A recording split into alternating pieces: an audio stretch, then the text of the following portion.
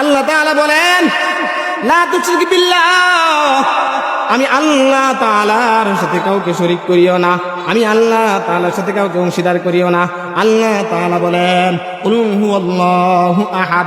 আল্লাহ রাব্বুল আলামিন নবীকে সম্বোধন করে বলেন, এ নবী আমার, আপনি বলে দিন, কুল হুয়াল্লাহু আহাদ, আমি রব্বে কারীম হলাম এক ও অদ্বিতীয়।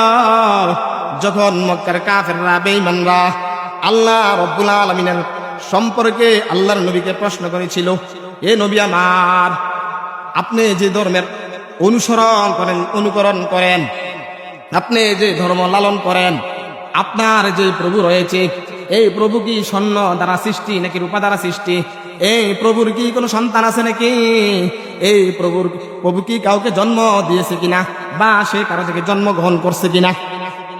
তখন আল্লাহ রাব্বুল আলামিন সূরা ইখলাস নাযিল করে দুনিয়ার জগতের মানুষদেরকে জানিয়ে দিলেন, কাফির বেঈমানদেরকে জানিয়ে দিলেন, নাস্তিকদেরকে জানিয়ে দিলেন, কুল হুয়াল্লাহু আহাদ। নবী আমার, আপনি জানিয়ে দেন, কুল হুয়াল্লাহু আহাদ, আল্লাহ তাআলা হলো এক ও দ্বিতীয়। বলেন না সুবহানাল্লাহ। আল্লাহ তাআলার সাথে কি কেউ শরীক আছে নাকি? আল্লাহ তাআলা ছাড়া আর কোনো কি ইলাহ আছে নাকি? আল্লাহ তাআলা ছাড়া আর কোনো ইলাহ নাই। তাহলে আল্লাহ তাআলার সাথে শরীক করা যাবে না, সিফতের মধ্যে আল্লাহ তাআলার গুণের মধ্যে শরীক করা যাবে না। মানে আল্লাহ তাআলা ছাড়া অন্য কেউ কি করতেছে, কি করে? সন্তান দেয়, মৃত্যু দেয়, জীবন দেয়, এটা কখনোই ধারণা করা যাবে না, কখনো লালন করা যাবে না।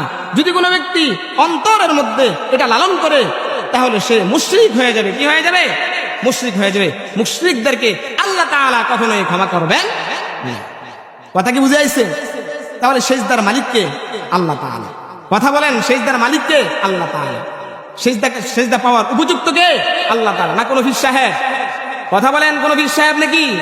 কোন পীর সাহেব সেজদার মালিক কখনো হইতে পারে না, ঠিক কিনা?